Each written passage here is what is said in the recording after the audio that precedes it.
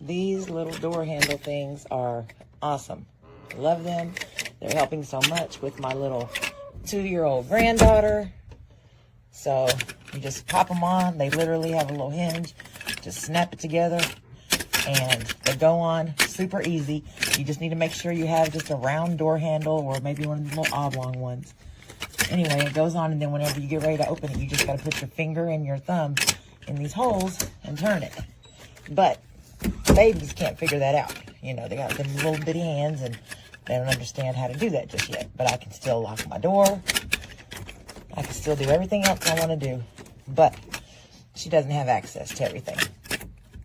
So I like that because she's starting to really test her boundaries, which is her job.